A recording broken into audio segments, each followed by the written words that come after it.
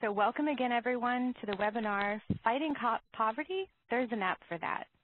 As VISTA members, you have a special role in bringing new resources into your community. And not only that, but to develop sustainable ways for your organizations to continue to bring in donations after your VISTA term has ended.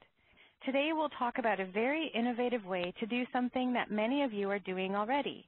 How can technology be used to prevent food waste or gather donations? In researching this topic, we found that it was still a very open question. Our presenters will share a lot of great information, but we also look forward to your input. Mark Wilson is VISTA Program Specialist and the VISTA Headquarters Subject Matter Expert on the CNCS focus area of healthy futures and hunger. He will help us explore some of these new uses for apps. I'm your host, Molly Pelzer, VISTA Training Coordinator, and assisting me today are Bethany Dussablon and Mitch Rymeski, our partners at Education Northwest. You'll see us in the chat and in the Q&A to assist you during today's sessions and to help get your questions answered. We will also hear from organizations that have created apps that fight poverty, prevent food waste, build fundraising, and lead to healthy futures. We will hear from two app innovators, Mark Abbott, the CEO of FarmRaiser, and Barbara Cohen, co-founder of Food Cowboy. Kristen Moore, a VISTA from It's Time, Texas, will share her experience in building an app that helps low-income Texans stay healthy. And before we dive in, I want to see what ideas you may already have about how an app could be a useful tool in the fight against poverty. So use the chat window to answer this question. What is your dream app for fighting poverty? Briefly tell us what the app would do. Would your app focus on education or health, perhaps food security issues, or ways for individuals to access benefits? And remember, even if technology isn't part of your VAD, there might be an app, or maybe there should be. How would you use technology as a mechanism to accomplish your goal? And while we don't have any projects focused on rescuing kittens stuck in trees, you could build an app to connect stranded kittens with willing rescuers. So let's take a look at our chat and see what we have coming in. So let me just lower this and see. So dream app to fighting poverty. Here's one from Brian, ways to promote economic and community development and create jobs. Those are all great connections. Stephanie says for completing housing observation surveys. The surveys can be used to find homes that are in need of repair through our home preservation program. Let's see, another attendee says mapping areas of inaccessibility or vulnerability. A mapping app would be huge. And let's see, Megan says a dream app that would list all resources in every city for wraparound services, such as health options, heating assistance, SNAP, etc. All right, help with another one for helping with benefits assistance, etc. What do we have? Could be a way, Jose says, sentiment analysis app using Twitter. Could be a way of seeing what people in the community you are working in are talking about. That is very interesting, maybe being able to respond directly to things that are trending or immediate needs. Volunteer tracking, always popular to keep track of how our volunteers are helping us. So I think we've got a number of good options there, and that's a great way to start the conversation. So thanks, everyone, for contributing. So we'll give you a little bit more time to think about your dream app while we take a look at the agenda for today. And charitable apps are an up-and-coming field. Mark Wilson at VISTA Headquarters has had to become an expert on what is happening with regards to food safety and security. Mark Wilson will lead us through the traditional ways that food waste has been prevented up to the new solutions that we have today. Mark will give you some ideas of how you can match your organization's needs with different types of solutions. Mark will help draw out the question, do you want to look at an existing solution or do you need to create your own? We will also hear from app developers regarding solutions for preventing food waste, building food security, and raising donations. And finally, we will speak with Kristen Moore about her VISTA project, It's Time, Texas. Before we move on, let's take another look at some of your comments related to the DREAM app. Let's see. Elizabeth says an app for access to info on nonprofit organizations, specific listing with youth, community, collective impact organization. That sounds great. Connecting other vistas and sharing info. Well, one app we have in that regard is the Vista Campus, but there's always other opportunities out there. Let's see, a map app that connects the community to poverty-serving organizations. That's right, connecting the people in need with community resources. All right, and then more apps to link the community. So thank you all so much for the feedback. Now I'm going to turn the presentation over to Mark, our subject matter expert in Healthy Futures. Mark, take it away. Thanks so much, Molly, and thank you everyone for joining us today. I want to start with an old idea before we get to the new ones, gleaning. So gleaning is an idea that is thousands of years old. Some have said that it's the original anti-poverty program. The idea is that even if it's not profitable for a farmer to strip clean their field, the field could be opened up for the poor to harvest. In America, billions of dollars of uneaten food that is nutritionally perfect go to the landfill. Often a truckload is sent to the dumpster just because of aesthetics. Today, food banks engage in gleaning, and there are also organizations that do nothing but gleaning. Gleaning organizations still glean crops, but they also sometimes collect and distribute other physical donations such as clothing, hygiene products, and school supplies. I bring this up because my first job after AmeriCorps Vista was the volunteer coordinator for an organization called Schoolhouse Supplies in Portland, Oregon. It is a nonprofit warehouse where teachers could fill up a shopping cart full of free school supplies for their classrooms. And the most popular recurring volunteer day that we had every month was to sort through pallets and pallets and pallets of donated books from Powell's bookstore each month. That might sound like a dream to a lot of you. It was a different kind of harvest than food, but it was equally essential to have systems and processes in place that made those donations efficient. If we didn't sort and distribute the books in time, we had a really big problem. It would start as a lake and it would grow into an ocean, and finally we were drowning in books. 3 pallets become 6, 6 pallets become 10, and if you're an avid reader, of course that may sound like a dream, but it was becoming my logistical nightmare. But we're going to talk about some solutions for those kind of logistical issues in a bit. So before we dive deeper, I want to cover a few basic definitions. So you may already know some of them, but I want to make sure that we're all on the same page with the same understanding. So logistics are a large consideration for this type of work. Books and apples don't move themselves. How are donations transported, stored, and distributed? How is food kept safe? How will your organization do that in a way that is cost-effective and timely? When we talk about today's gleaning organizations, it turns out that they collect all kinds of donations that can help people, including food and non-food goods. That is to say, food is sometimes grouped with other types of in-kind donations.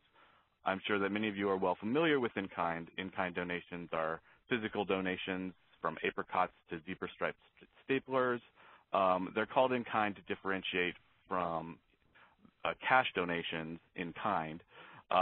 So both kinds of donations are tax deductible, as anyone who has received a receipt for donating goods to a nonprofit thrift store has seen.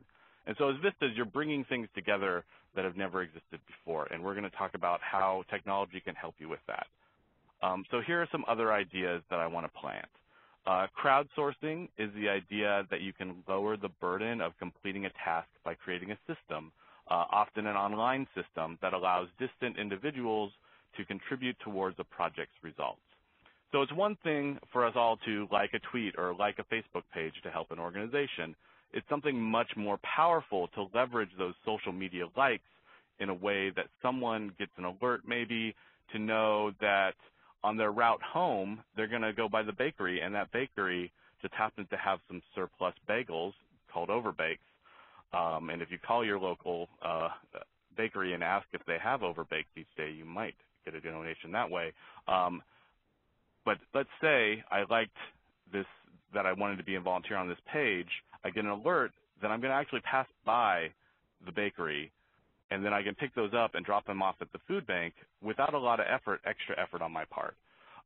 So we're also obviously, we're going to talk about apps in a little bit. And one thing to keep in mind about apps, so that we're all using the same word to mean the same thing, is that the word app can refer to more than just a smartphone app. In a general way, it means a software tool designed to meet a specific purpose. So an app can refer to simple website tools or single-purpose computer software. A well-designed website widget could actually easily be scaled to be used on a desktop, a tablet, and a phone.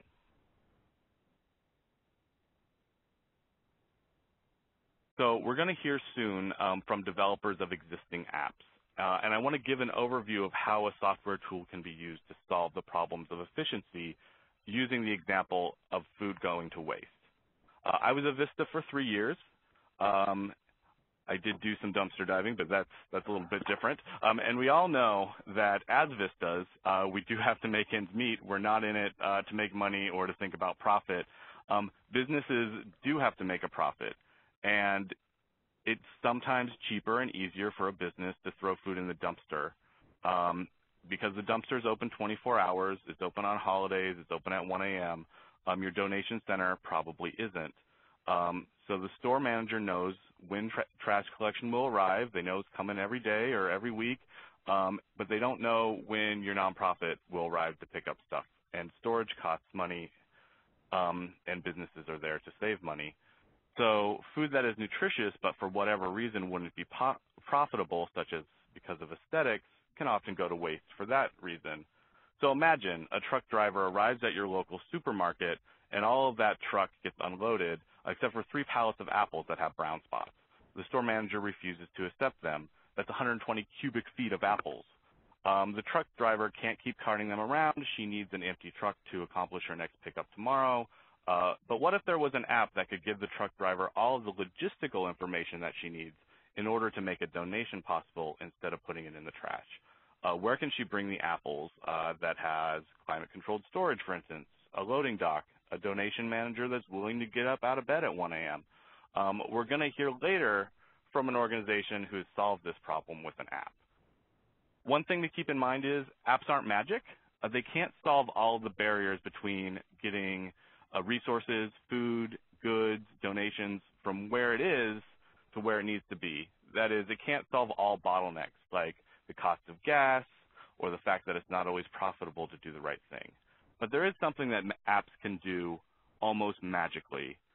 The magic thing that apps can do is to get the right information at the right time to the right people, because an app never sleeps. So at 1 a.m., the app can answer logistical questions that you can't be awake to answer yourself.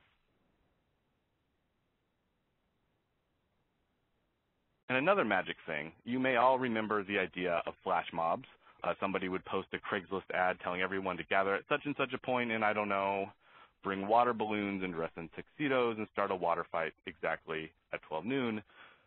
That's the right people at the right time at the right place. The idea of crowdsourcing is a bit like that, but using the internet to get things done, things that might be more useful than a water balloon fight. I mentioned that my first job after Vista was coordinating volunteers at a free school supply warehouse. We had volunteers who would pick up donations in their free time, and then I had to pick up the phone and matchmake between the volunteer pickup drivers and the donors. And if I failed to make a match, because, volunteers, have their own busy lives, sometimes I had to do the pickup myself, which led to me getting further and further behind and catching up on my desk work. Thing is, in this day and age, the right alert, the right tweet, the right social media post to the right people could make that matchmaking for me, could make that connection more quickly. And so matchmaking is really just information sharing. And I say matchmaking because OkCupid, for instance, does this between people who want to go on dates. And that is way super more complicated than working with volunteers, as anyone who has done that online dating can realize. There are a lot of people who want to volunteer, and they may rationalize excuses, or maybe they don't have the time. The thing is, apps are something we're used to. They're simple now in our lives, and if it's done right, it can cut through that potential volunteer's excuses. For instance, an app could alert a volunteer that their daily commute will pass by that bagel shop that I mentioned. It's a small ask for a volunteer, and it's not out of the way. In fundraising, they say it's easier to get people who have already donated on a small ask to donate again or to donate bigger. The same is true for volunteering. So that's why if you get somebody on a small ask, you might get them later on a bigger thing. So when I was a volunteer coordinator, one thing that I saw was that one-off volunteers often caused me extra work. The special volunteer days or, the middle school students who need their hours. But the retiree who showed up consistently once a week for 2 hours on a Friday was made of gold. And the idea is if you get your foot in with a small ask, get your foot in the door with a small ask, someone may become your go-to never-fail volunteer later on, and those volunteers are made of gold. A similar idea to crowdsourcing is micro-volunteering. A micro-volunteering assignment is bite-sized. It might take a few minutes or a few hours, and it can be completed totally remotely, often at home. It might take no special skills or just skills that the volunteer already possesses. It's a way to build a relationship with far-flung supporters and to go from that Facebook-like to a real-life do. And hopefully to build an ongoing relationship with that person and maybe get them to volunteer in even more significant ways. So micro-volunteering can achieve tasks that are best done in small pieces.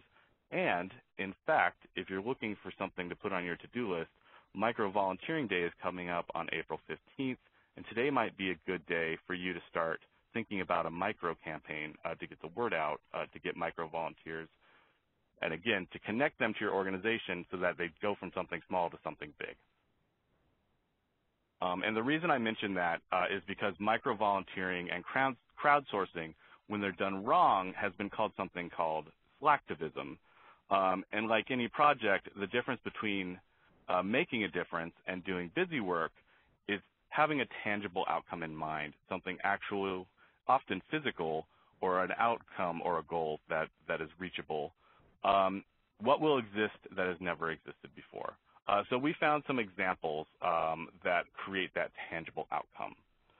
One of them is called Snow Crew, which is very topical right now, in Boston, and that connects residents who are willing to shovel snow for their neighbors who are elders or who are disabled and need assistance. So Snow Crew has a website and mobile apps to allow easy communication. It's built in a platform called SeeClickFix, which allows the residents to report non-emergency issues also, and governments use SeeClickFix to track, manage, and respond to issues. Also topically out of wintry Boston, there is a program called Adopt a Hydrant that uses an app, and it was set up by the city to allow residents to adopt a fire hydrant near their home and then pledge to shovel snow from around the hydrant, which then allows firefighters to access it after heavy snowfall. So the site and corresponding apps were built in partnership with Code for America, and if you're not familiar with Code for America, it brings teams of technologists to local government for a year with the goal of making government services simple, effective, and easy to use. Another really cool app, and something that I was surprised to learn, is that actually smartphones have opened up a whole lot of accessibility for people who are blind. So VizWiz is an app that allows smartphone users with visual disabilities to take a picture and then submit that picture in real time to groups of micro-volunteers who then answer a question about the picture or describe the item in the picture. So far, VizWiz has connected 5,000 blind iPhone users to receive answers to over 50,000 questions from sighted people. So most of the questions that were answered in less than a minute, all thanks to crowdsourcing. So we have this magic device in our pockets that can give and get information whenever we need it, 24 hours a day. An app can alert a volunteer to pick up a donation. It could alert a person who is having trouble putting food on the table where they can get help. It could be a distributed way for your nonprofit to learn about where donations or where new donor partners can be found. So you might have it so users could post where donations can be found. Users could volunteer to pick up the donation. The key piece is one information will get the donation, the resource, from point A to point B. We're going to speak with some businesses that have developed apps that do these things, solve logistical problems or crowdsource solutions, or that provide information to get food and in-kind donations from the place where they're going to waste to the place where they can be put to use. So we developed this webinar a lot because charitable apps are a very new field. When we were doing this research, out of the 1 million apps in the App Store, there are only a handful of apps that do these things. So we reached out to ones that may or may not be helpful for your project specifically, but we're really planting seeds about what is possible. So we want to hear from you again. So Molly, can you explain what's up next? Sure. Thanks, Mark. Now that we've seen a few of the ways that apps can be useful for anti-poverty efforts, we'd like to hear from you all again. And I know that you've been actively using the chat, which is great. But take a minute and think about the other apps that might already exist that could be useful to your VISTA service. So what's out there? Maybe an existing app could be modified or connected to a different set of data or a different group of users, perhaps, so that it could connect to resources to a need. So take a minute again and put your ideas in the chat window.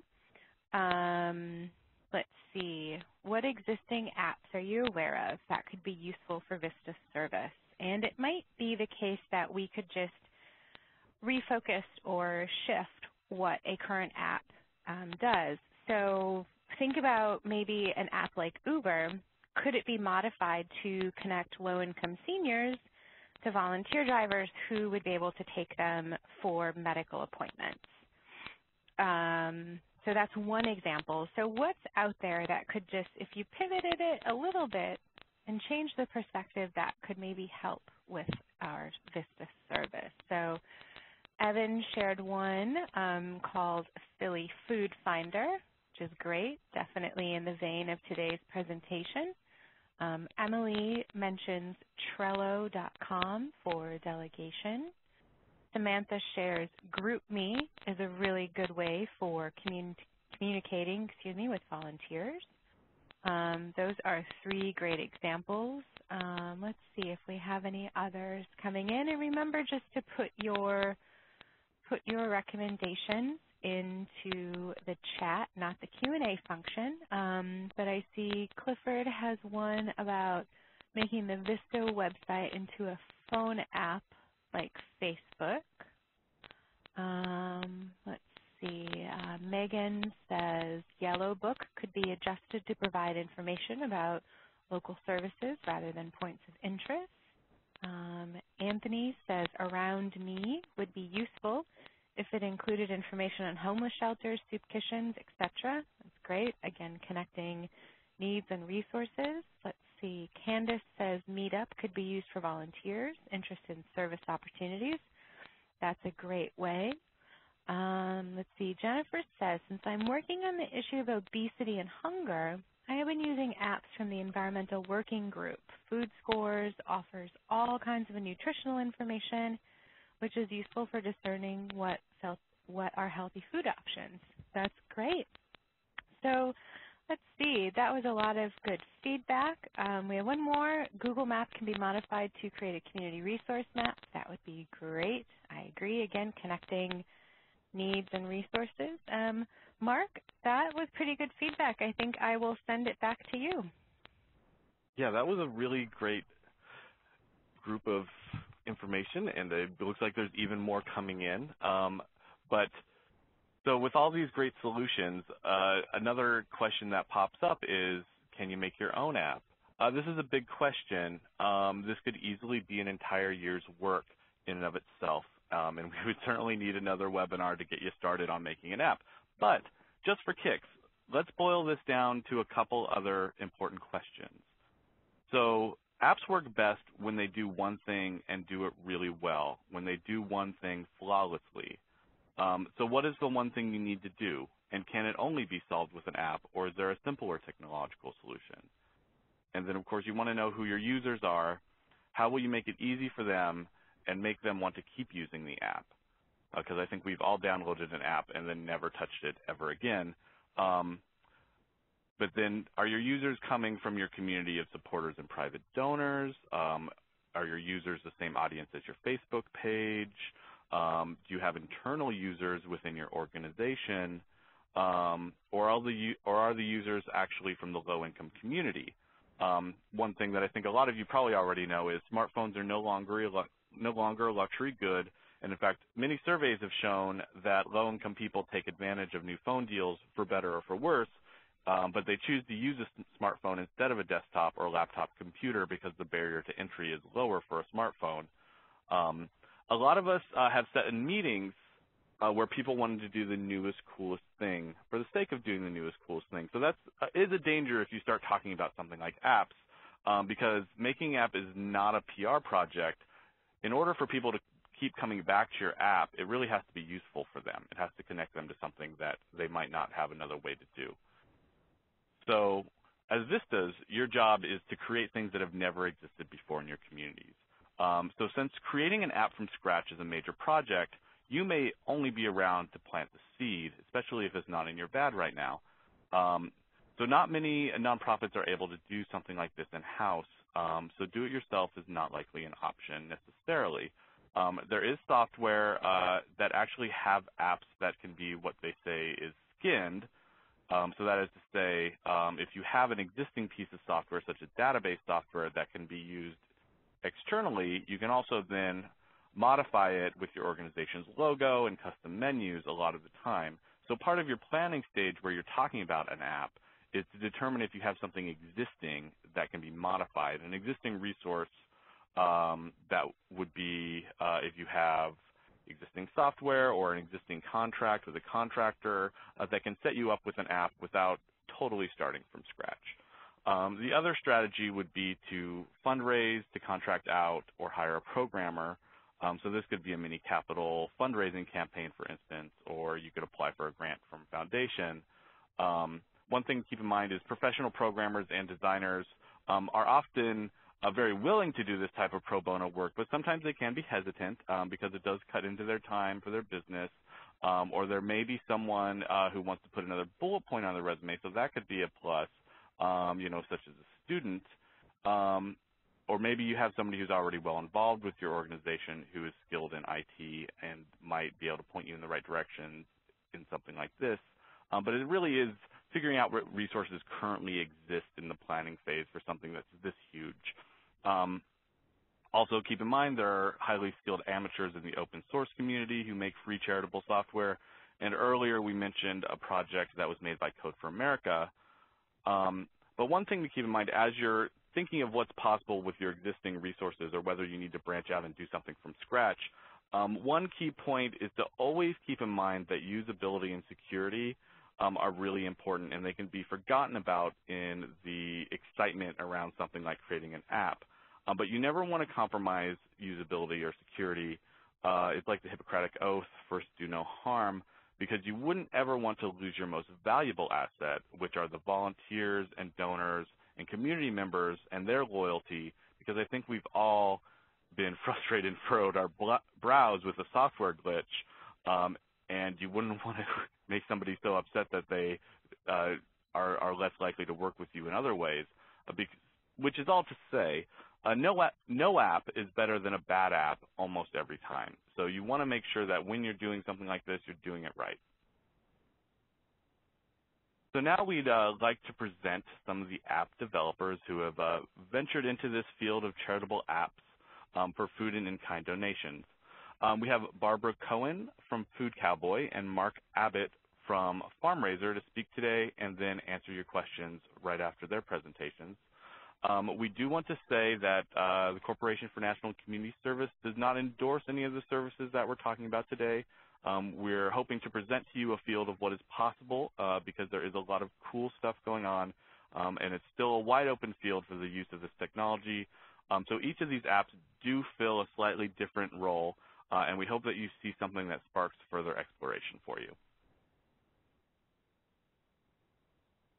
Barbara Cohen is the Executive Vice President of Food Cowboy. She has been an academic and policy leader working to move the national discussion from one of hunger to food security. Barbara is also the author of the USDA's Community Food Security Assessment Toolkit. Through this and other work, she has trained community leaders in how to use basic evaluation tools to develop innovative programs and to improve local communities. And Barbara, we're really, really pleased to have you here to share your expertise and to show us what is possible with Food Cowboy. And again, after Barbara's presentation, we'll have a Q&A specifically about Food Cowboy and their work. But for now, I will hand the microphone over to you. Barbara? Thanks, Mark, and thanks for inviting us to speak about Food Cowboy. And I have to tell you, you did a great job of summarizing many of the problems that we strive to address and that we believe the Food Cowboy app can resolve. So for background, Food Cowboy was started to find a way to help truckers easily donate surplus produce that was edible but not sellable. My two partners are brothers who have been tackling this by hand for decades. Richard, a trucker, would be needing to find a place to donate some good produce instead of offloading it at a landfill. And Roger, a lawyer, would be using his computer and telephone to find a suitable food bank. After doing this for years, and as mobile apps became more and more common, it became obvious that there had to be a simpler way for them to make these transactions happen. And thus, we started Food Cowboy. So the problem's not just about 1 or 2 truckloads of food, but about the need to create sustainable food systems that include the needs of all in the community. In the U.S., we waste 40% of the food that's produced, and of that 48 billion pounds, only 3% is donated. This while 50 million Americans don't have enough food to feed themselves or their families. Kind of outrageous.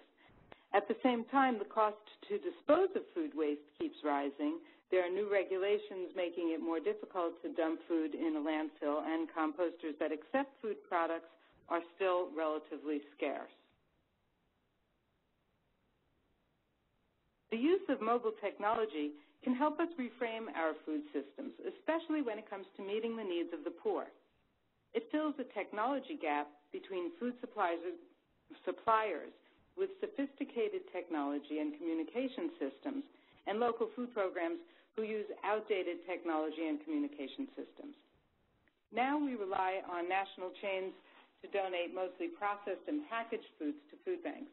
Deliveries of shelf-stable food are easy to arrange since there's no concern about spoilage, and deliveries can be made between 9 to 5 when food banks are open. However, with the use of our mobile app, we believe we can change this system to include more fresh surplus foods and to include volunteers and food bank clients in the process. Consumers will have the opportunity to identify and move fresh surplus foods directly to local food programs who have enrolled their own donors and created their own local networks. Food banks will continue to receive larger donations and to store more fresh produce, and food banks will be able to work more like supply chain companies. They'll be able to receive donations 24/7 and to disperse them accordingly. This change will make it easier for the national supply chain companies to more easily and actively participate in the donation of wholesome, fresh, and nutritious foods. The left side of this slide shows how shippers can use Food Cowboy to find charities when they have surplus or unmarketable food. And the right side shows how charities can use the system to rescue food from restaurants and grocery stores. The system's very simple. A donor uses the app to send an alert to a charity about the type of food that's available, its location, and when it's available for pickup or delivery. A local donor's alert gets emailed to the charity that it's connected to, and a shipper's supply chain alert goes to charities in a 25-mile radius of its location. Alerts can be responded to on the app, on the smartphone app, or on an online management system that links to the alert. Food rescue is easier and less expensive when more companies and charities participate. The Great Food Roundup will enable Americans who care about hunger and food waste to participate in a national campaign to crowdsource a map of potential food donors and charitable recipients. This will give local food rescue organizations the information and marketing support they need to collect and redistribute more food more efficiently. Consumers will use an app to send in the name and location of each food establishment they visit, for example, supermarkets, restaurants, school cafeterias, and they can also send in a photo. Geolocation data will be obtained from the phone or input by the consumer. So, thank you very much for giving us the opportunity to share our information with you, and we invite you to contact us. You can email me at barbara@foodcowboy.com if you want to learn how you can get your organizations involved with setting up local food rescue systems or to be part of the Great Food Roundup. Also, keep the dialogue going. You can post your thoughts on Food Cowboy's Facebook page. Thanks again for including us. Barbara, thank you so much for the wonderful overview of Food Cowboy. We're going to pause just a moment, and we will stop and see if there are any questions for Barbara related to Food Cowboy. Just a reminder for everyone, if you would like to ask questions, you may do so using the Q&A function on the right side of your screen. Please make sure that you put the questions into that as opposed to the chat. And also, Troy, our operator, are you able to remind us how to ask questions via phone, please? Absolutely. To ask a question on the phone, please press *1 on your touch-tone phone. Be sure to unmute your line and record your first and last name clearly when prompted. Great, thank you. So I don't see any questions coming in through the Q&A just yet, but Barbara, could you talk a little bit about where Food Cowboy is located? Well, Food Cowboy, we work out of the Washington, D.C. metropolitan area. That's where our offices are. But we are working nationwide. We have people working with us out in California, down in Florida. You know, really, we are all over the place, 17 different states. So, Barbara, we heard a little bit about how the brothers got involved with this kind of food salvage, but what's your personal story on how you became involved with Food Cowboy? I started working on hunger and nutrition when I was in graduate school. I'm actually a public health nutritionist, and I would work with food banks and training them how to work with nutrition, to bring nutrition as part of the food and services that they were providing to their clients. I was also doing food stamp outreach and setting up programs, and really my quest forever through my PhD work as well as continuously in the evaluation work I've done since is on trying to understand why we haven't figured out how to resolve hunger in this country. Mm-hmm. So through some work I had done, Roger had read it and was interested in talking to me, and once we talked, it became quite obvious that this is something I had to get involved with, because it wasn't just, trying to understand it, but actually I do believe that we can use our app to really resolve a good amount of the hunger that exists in this country. Yeah, we really hope so. So if we've picked the interest of any Vistas who want their next career move to be to work for an organization such as Food Cowboy, did you have any advice for them? Well, to work for an organization such as us, or to work on issues such as this? On these issues, yeah.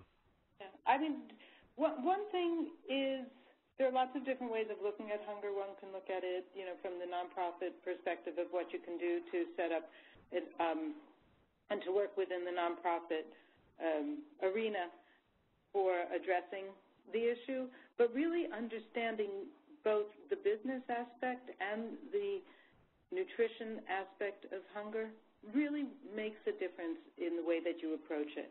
And I think that developing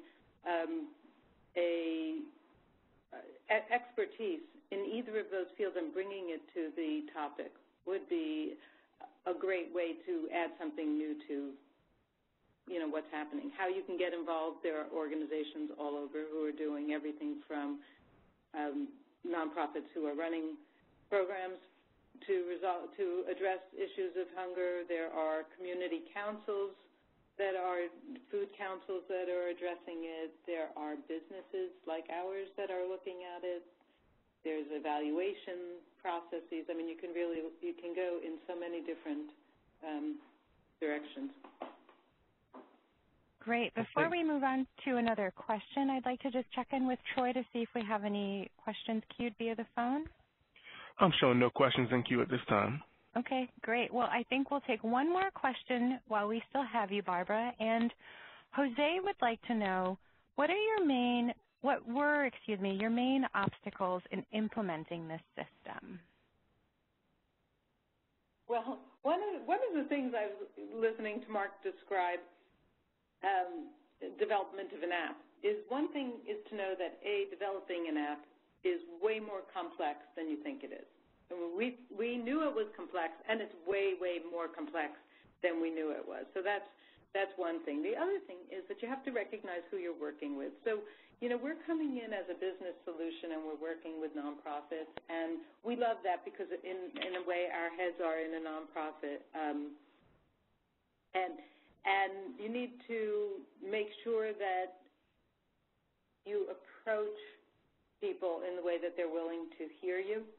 So when we're coming in as a nonprofit, we need to understand what the limitations are, what the possibilities are within that world as well. It's, and that's really important in any kind of program that you set up, to understand who your clients is, who your customers, who your funders are, and really to know how you fit into that whole arena.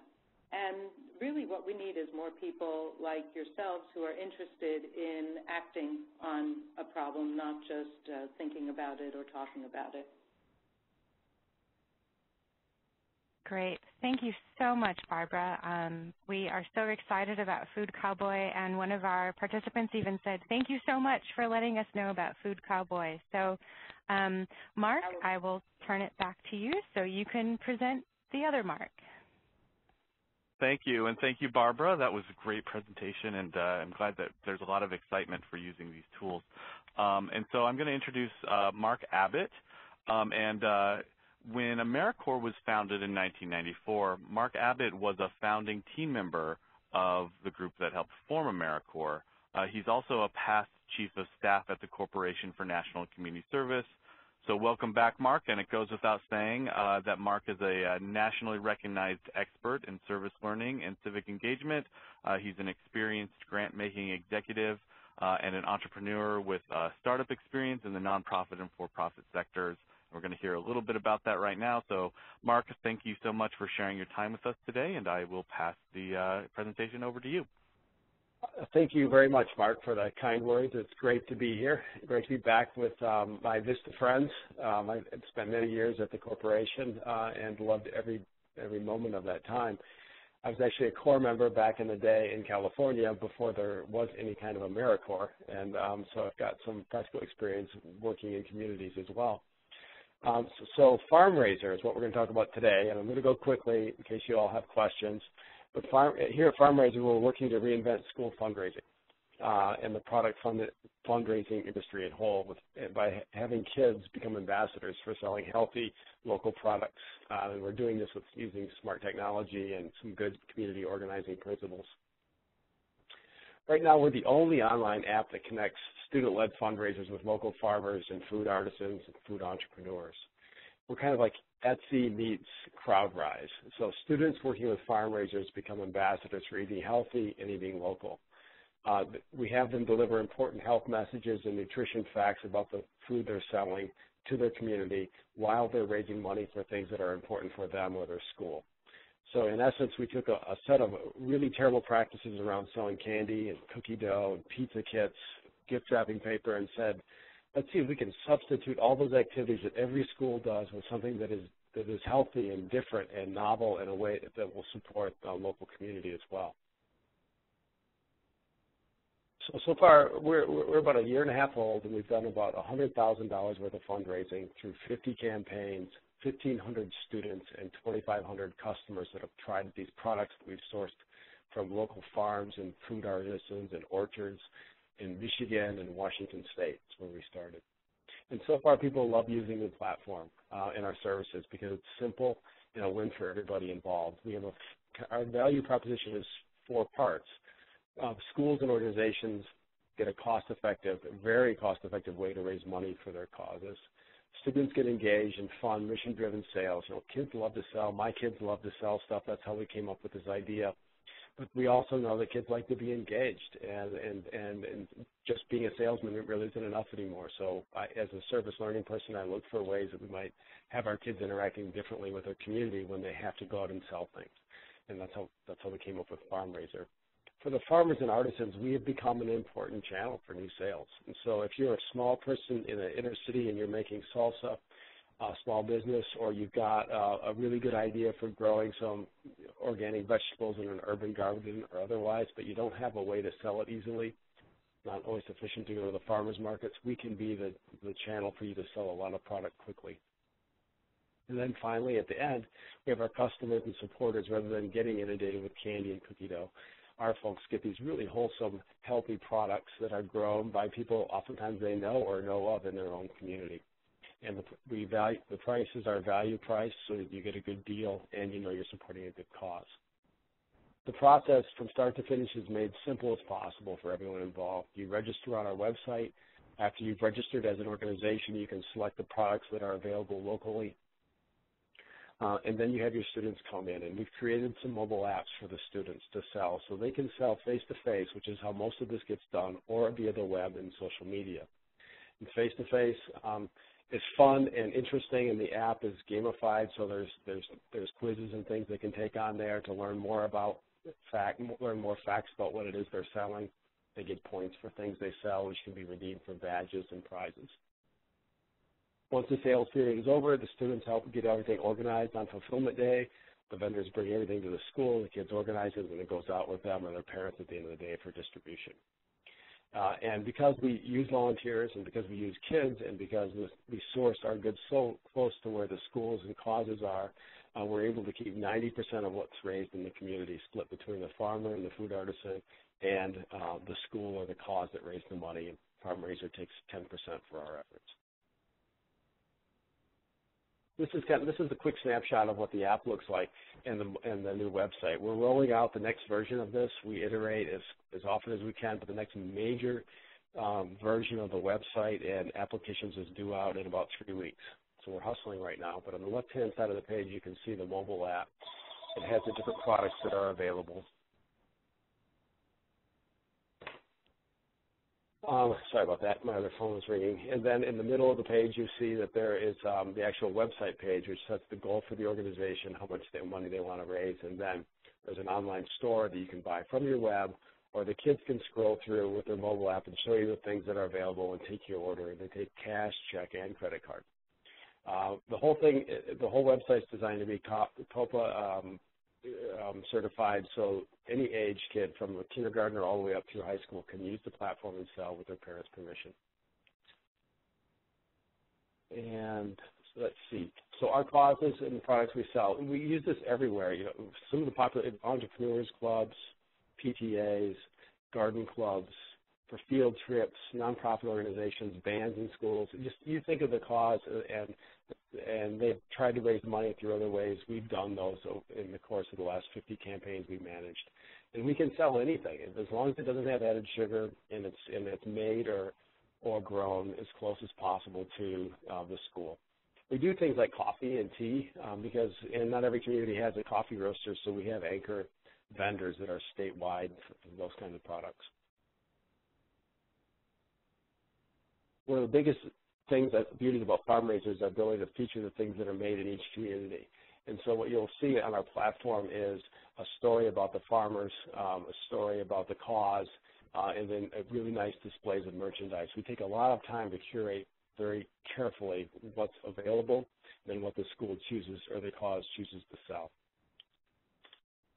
So our platform is free to use. It's got great flexibility for all that use it. We've got the built-in quizzes on health, nutrition, and farming and community building, as well as specially curated lesson plans that the teachers can put up there and use the platform, so they can use the platform to reinforce what's going on in the classroom. And then those interested can also engage in community service activities. And going back to the other presentation, we have something called the community basket, where kids sell produce that has been donated to the local community food bank. It becomes a service learning project at that point to raise money for their cause.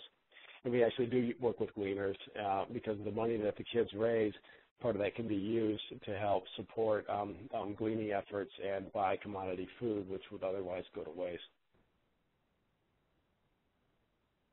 And that's our community basket. So yeah, I'll stop there and see if you have any questions. Here's some contact information for us. Right now we work in Michigan statewide, Washington State, Virginia, Maryland, and the District of Columbia.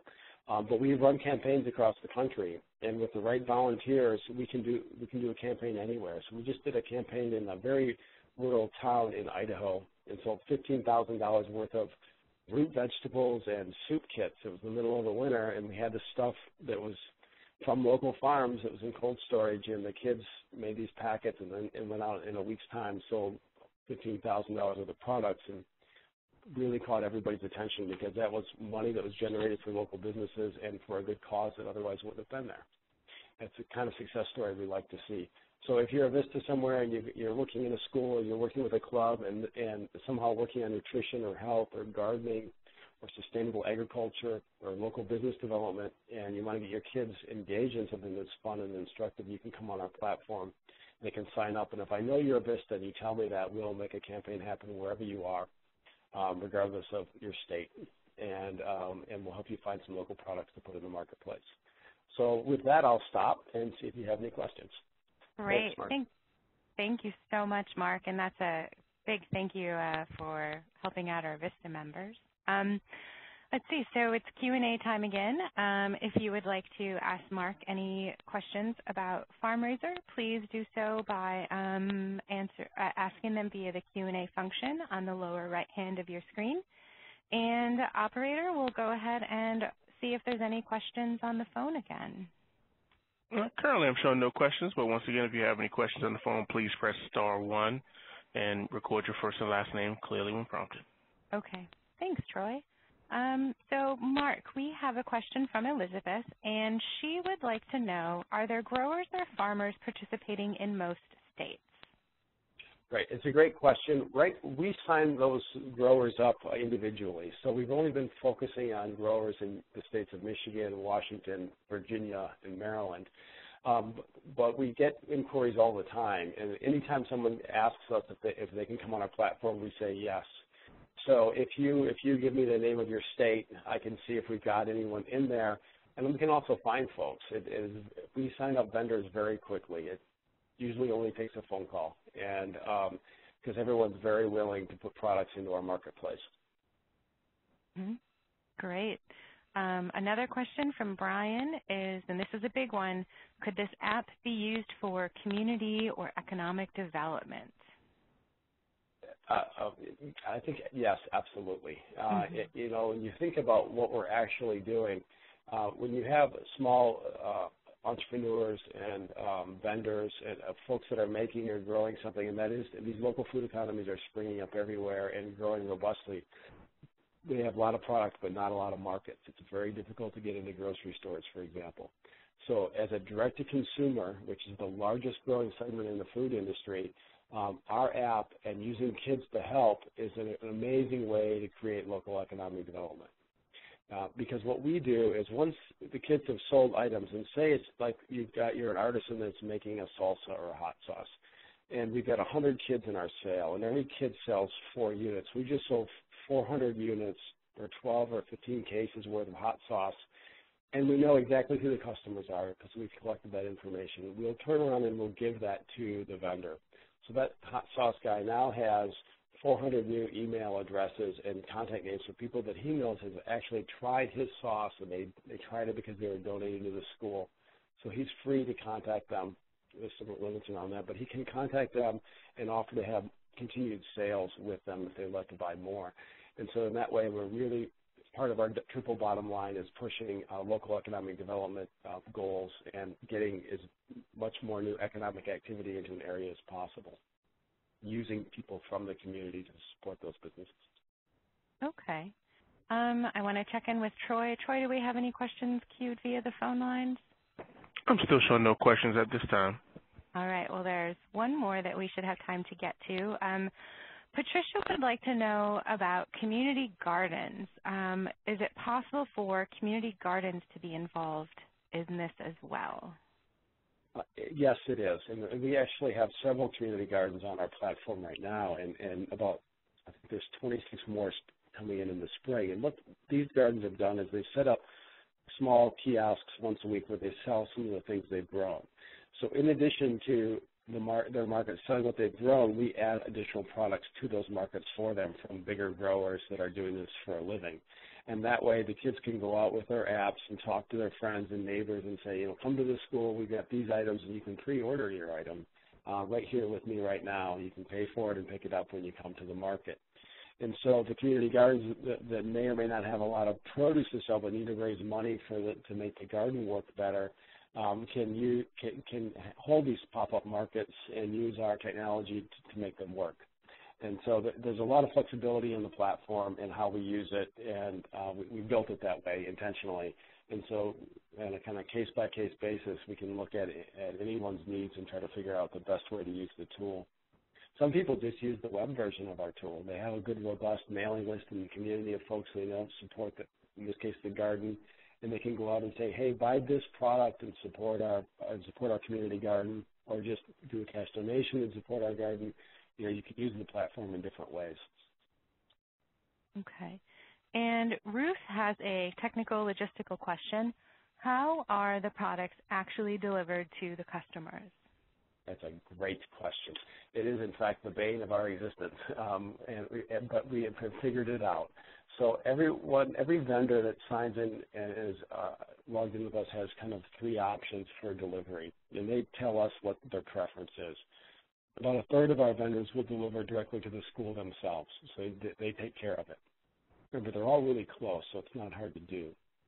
And then about a little over a third have volunteers or someone that's associated with the campaign show up on fulfillment day and pick it up. And we send out notices reminding people that the day is coming, and then of the day that they have to get the product to the school by a certain time, at the place of distribution by a certain time. And then the remainder are ones that we take care of directly.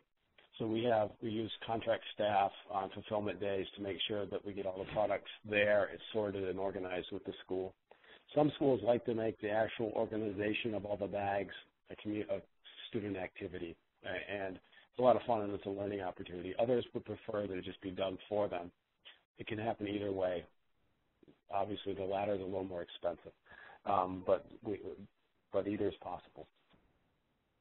Great. Well, thank you so much, Mark. I see that we have one question from Karen, who is in Colorado Springs, and she would like to work with FarmRaiser in Colorado Springs. So I'm just going to recommend that Karen go to your website and get some of your contact information and reach out to you all.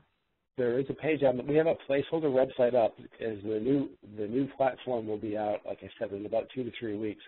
But if she puts her information in there, she'll hear back in a day or so from either Tara or Christina, who manage all of our inbound inquiries, and we'll help you get started.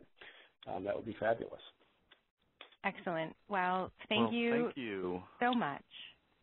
You're welcome. It's a great opportunity. Glad we could participate. Loved hearing from our other app developer and business, and I'm looking forward to helping you guys in any way we can. Mark, I want to thank you from here at CNCS, and I think my general practitioner doctor will also thank you the next time I get a jar of salsa instead of a box of candy bars for a school fundraiser. Absolutely. And now we want to introduce Kristen Moore and Heather Dearborn because they are Vista's working on It's Time Texas. Kristen and Heather have worked to create an app that connects low-income individuals to low-cost and free fitness and health opportunities. And that has required them going out and building relationships with donors, creating tools for tracking those partnerships, and then conducting outreach and education to low-income individuals regarding the tool itself. And I'm going to turn it over to Kristen so she can tell us more. Kristen? Thanks for the introduction. So good afternoon, everyone. I'm Kristen Moore. I'm an AmeriCorps serving in Austin, Texas at the social cause nonprofit It's Time Texas. I, along with Heather Dearborn, have been working on a series of projects, and the one I'll be discussing today is the Choose Healthier mobile app. So a little bit about our organization. It's Time Texas is, here's why we exist.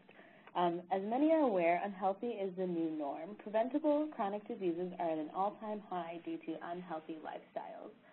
Many people couple a sedentary lifestyle with poor eating habits. If we continue on this path, health care costs will rise to $1 trillion by 2030. This map shows data collected by the CDC. As you can see, no state has an obesity rate lower than 20%. Unfortunately, southern states have the highest prevalence of obesity. 1/3 or more of each state's population is obese. So It's Time Texas was founded to combat these issues. Many organizations are working together, are working to fight against this epidemic, but are in need of a unified cause.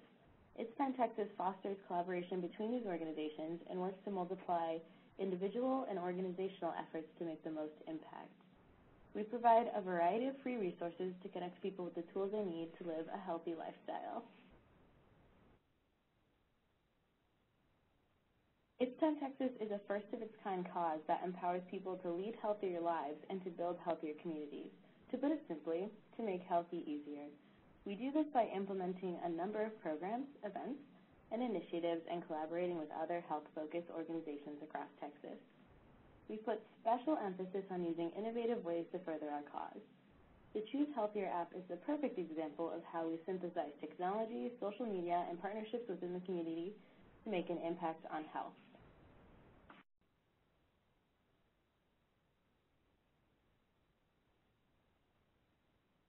So this slide, along with the next couple of slides, you'll see a few images of the app.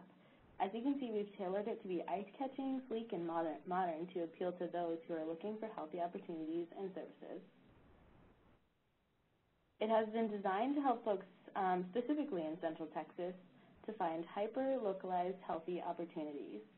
The Choose Healthier app makes it easy for users to discover new healthy experiences such as yoga classes, fun runs, and even CrossFit events. The app will be available in both the Apple app and Google Play stores for free. It has several features that are useful but do not complicate the user experience. For example, the geolocation feature, which means it knows your location without having to input manually that data. This way the app can accurately assess which healthy opportunities are closest to you. The It's Time Texas team has been working hard to build partnerships with over 350 local health-focused businesses, so the database is already filled with thousands of activities for the user to take advantage of, many of which are low cost and even free. In this slide, you can see the screen show the simplistic design of the user interface. You can easily narrow down your search by type of activity, intended age, skill level, or cost. After setting your filters, the app will present you with a selection of relevant opportunities to choose from. This is especially useful for those low-income and underserved populations. They can filter for low-cost and free activities.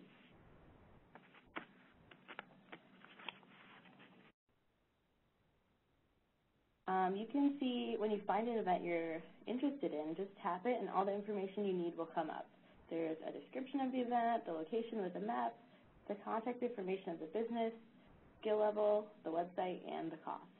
Users can even share the event and invite others by posting it to their Facebook or save it to their profiles within the app to view later. The app is also supported by a website where users can browse healthy opportunities and businesses can update and upload their own healthy events to be displayed in the app and online.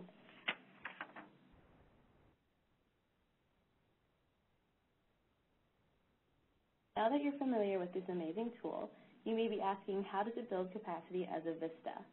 First of all, it fills a need in the city of Austin to compile all the great active events going on in one easy-to-use mobile app. It was exciting to see that not only were community members excited about this opportunity, but that businesses were too. The It's Time Texas team has done a great job with creating a sustainable infrastructure that supports growth. As I mentioned before, businesses can add and update their own information into the app. The team has also taken time to expand our network of partnerships by developing in-person relationships with these resource providers. We began researching healthy-focused businesses across Texas, but then decided to narrow our focus to only the Central Texas region, specifically Austin. This way, we could provide many opportunities in a concentrated area rather than offer a few sparse around the state. We do have big plans for the app to expand into other major cities in Texas and to add more exclusive features for those who download the app.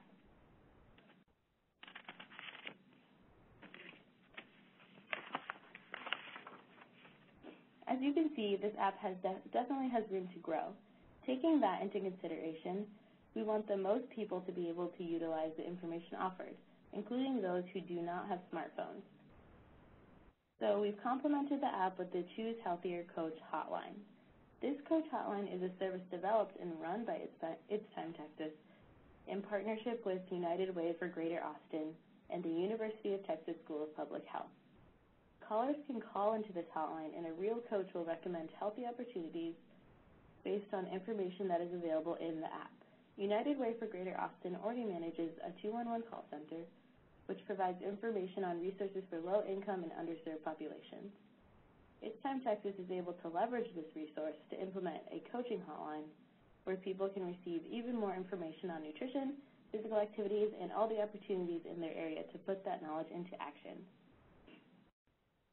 This aspect helps to make the app the easiest way to find and promote healthy activities and healthy events and activities in your community.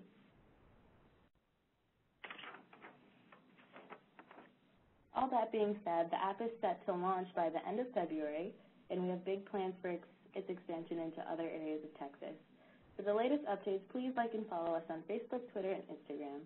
Also check out itstimetexas.org to learn more about our organization and the many free resources we have to make healthy easier.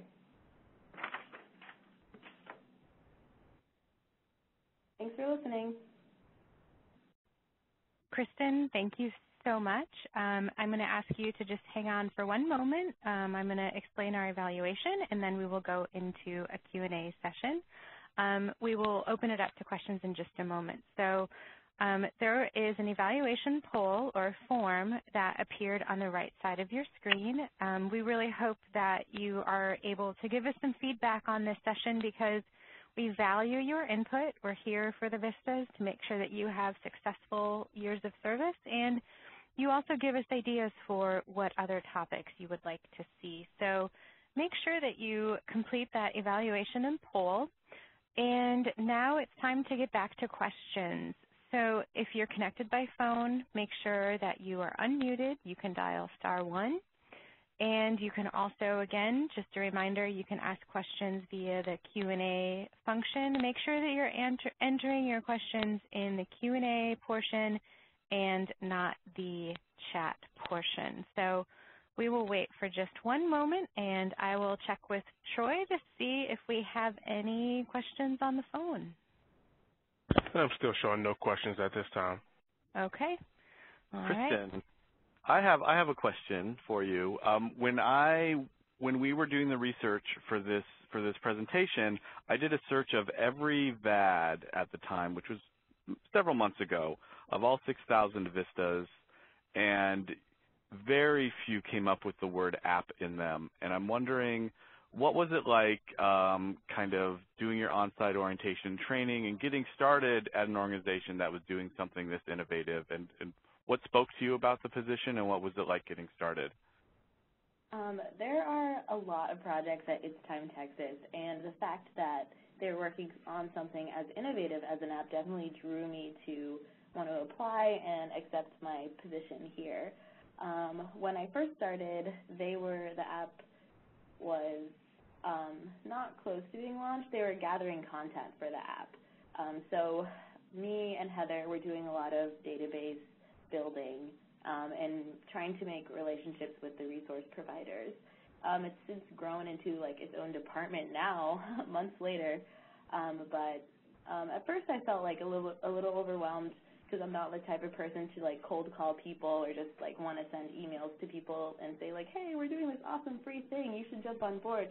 So that was overwhelming for me, but in the end, I learned from it, and now the app is going to be launched next week, so it's pretty exciting to see, some of that work actually. I actually love to hear the part that I know you left out of your presentation because it seems so boring, but that you were making cold calls and forming a database, because that is such classic VISTA capacity building work, and to put it towards something that in the outward-facing direction seems really innovative, but really it sounds like what you were doing in the office was really kind of classic, sustainable capacity building work. So that's really cool to hear.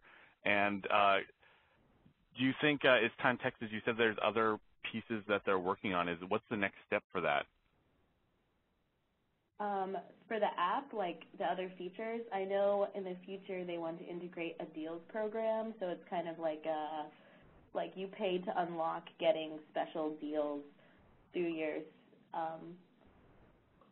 for a really low cost on some of the resource providers who are already in the app. So that's something we're working on to like not only build capacity, you know, other types of resource development and revenue streams for the organization. So that's pretty exciting. And what about the kind of the outreach piece of it? Are you involved in that at all? When I first started, I had a bigger role with the outreach piece.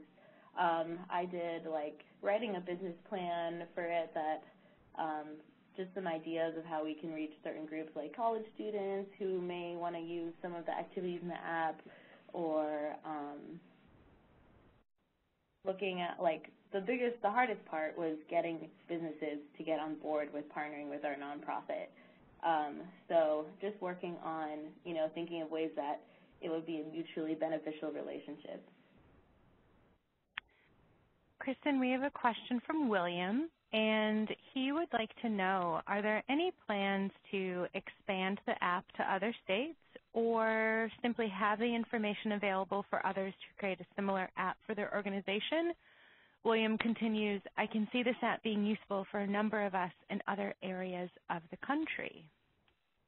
So that's definitely in the future plans. It's Time Texas as an organization does want to expand nationally. I can't tell you how soon that would be, but it's definitely in the plans.